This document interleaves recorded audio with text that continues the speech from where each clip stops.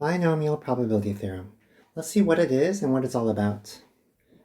Now, before we actually begin, there's an understanding here that the binomial probability theorem, it actually needs to fulfill a number of prerequisites before you can actually use the binomial probability theorem.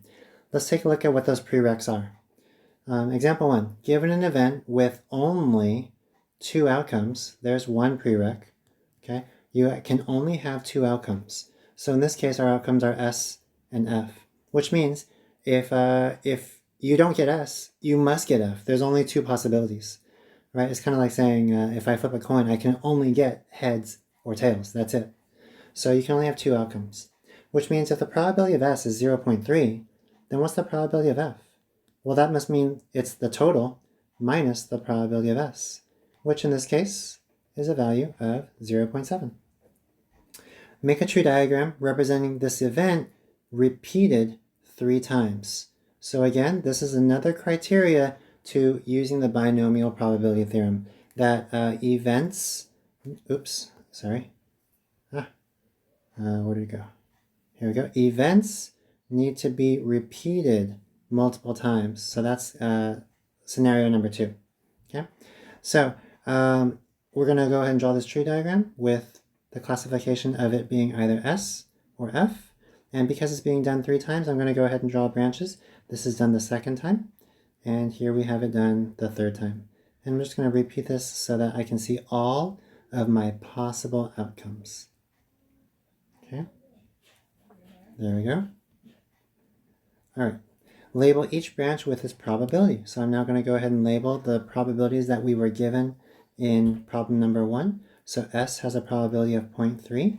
So for all the S's, they always are going to have the probability of 0.3. And then if I ever have an F, I have a probability of 0.7. So all these are going to be labeled as 0.7. And look how festive it is. Just in time for the holidays.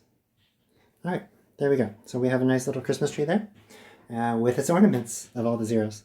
Okay, so let's go ahead and list all the ways that we can get SSS, exactly 2 S's, exactly 1 S, and 0 S. First of all, how can we get SSS? Well, I see on the tree diagram we only have this one route here, so we have SSS. How can we get 2 S's?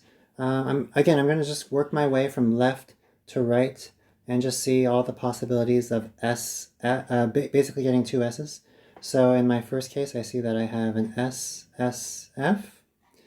We also have SFS. And the last possibility, I think, is FSS. Those are 2 S's.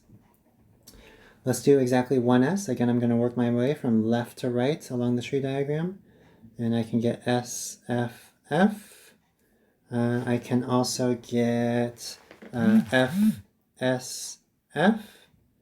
And I can also get FFS. And the last one, getting exactly 0 S's, I see that I could only get FFF. Okay.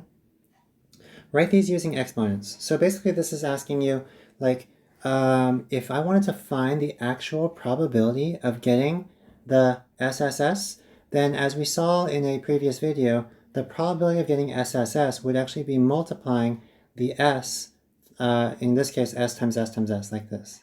And that would end up giving you, because it's repeated multiplication, basically an S to the 3rd power. And really, I only have one way of doing this. So I'm going to multiply that by 1 because that's my only way of getting that answer. Now, if I do exactly 2 S's, notice what happens here. Like, if I'm going to be finding the probability of getting exactly 2 S's, I'd be multiplying S times F. Or I might even multiply S times F times S. But if you see here, if we're actually using the properties of exponents, really these account for the same thing, that you have S to times S, which is S squared, and then times 1 more F. And you'll notice we had 1 way of doing this, 2 ways of doing this, and then we even had this way here, right? So we had 3 ways of doing this. So on my tree diagram, I can take this one path here, I can take this one path here, right? Or I can take this one path here. And so you see that there are 3 different ways that you can actually get that result. So in terms of actually showing the repeated multiplication, you can show that you have 3 different ways of getting those 2 s's and 1 f. So I'm going to go ahead and rewrite this now as 3s squared times f. And feel free to pause the video, rewind it if you need to see all your work. But I'm just going to erase this and just rewrite it instead as 3 times s squared times f to the first power. Okay, now I'm going to tackle the exactly 1s. And then again, the idea is that, if you're multiplying these probabilities together, no matter what you have, you'll always notice that you have only one s, so s to the first power, times f to the second power. You always have those 2 f's that you can be multiplying. And again, just like the previous example, you've got 3 different ways. So you multiply this by 3, showing you all the branches in which you can get those possibilities. And then lastly, you can do the same thing. You only have one way of getting 3 f's, like that. Okay, so we have now just shown how to write these using exponents.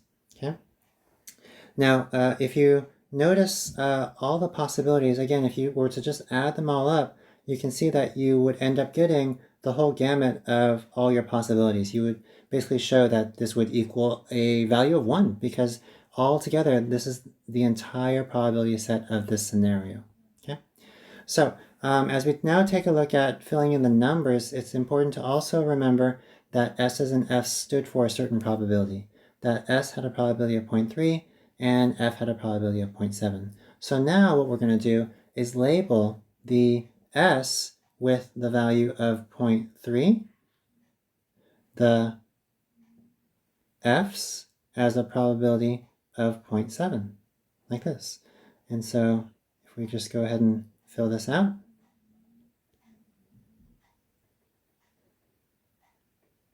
just like that. Okay.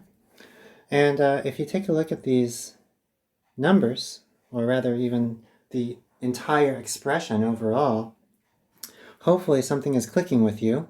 I hope to see that this pattern emerges again, where you see this idea of 1, 3, 3, 1. We've seen that before, right? With Pascal's triangle, with the binomial theorem, and then you even see how the particular variables themselves, right? They are going in a descending order, just like we've seen before, right? With the binomial theorem.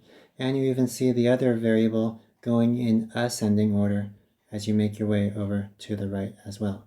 So you can see here that the binomial theorem very much looks similar. The only difference here is that now we're just applying the probability to it. Okay, so if that's the case, let's go ahead and set up our binomial probability theorem. Okay, in general, the binomial probability theorem can only be applied if we talked about these 2 scenarios. 1, you must have 2 outcomes, only 2 outcomes, and 2, the events have to be repeated. Okay, so the binomial probability theorem can only be applied if you have 2 outcomes. Actually, maybe I'll put the word only 2 outcomes, and if the events are repeated. Not only that, but because it's 2 outcomes, I guess another way to describe this is you have independent events, right? We have independent events in which they each outcome does not affect the chance of something else that would happen subsequently. Okay, so in doing this, we can now go ahead and set up our binomial probability theorem. It's going to look very similar to our binomial theorem, but this time we're just going to put in probabilities. Okay, so our binomial probability theorem is again going to start off with our coefficients. If you recall, it's in terms of combinations. So in this case, we have like a NC0, right? Or in this case, let me actually start off with an NCN. And keep in mind, because it is symmetrical, it really doesn't matter. NC0 is the same as NCN. But I'm just going to keep that going, and I'm just going to say plus ... You'll have some value of NCK in there, right? And then we're going to go plus ... and then till the very end where you get NC0, okay? And then we're going to apply the second part, which is the event A actually occurring. And this time, instead of saying a variable like X or Y, or even A or B, I'm going to classify it instead as the probability, because this is where we actually put in the probability values. And we're going to say the probability of that event occurring, and then remember that these probabilities went in decreasing order. So this will be n. Here we'll have the probability in terms of k, dot, dot, dot, all the way to the probability of not even happening at all, right? As we get to the very right side of the tree diagram, okay? And then lastly, I'll just use the orange here. So lastly, for our second event, remember that if the first event had a probability of p, the second event must, I guess, have a probability of whatever's left over, which in this case would be 1 minus p, right? If you had 0.3, you really had 0.7 for the next outcome. And then we always went in increasing order. So it'd start off with 0. Here we have 1 minus p. And if we need the remainder of this, if p had a probability and we had it to the k power, then this must be n minus k power. It's everything else.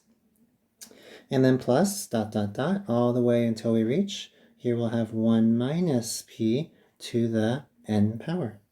And this is basically your binomial probability theorem listed here. I'm just going to go ahead and box this. Okay, this is your binomial probability theorem. In the next video, we'll learn how to use it.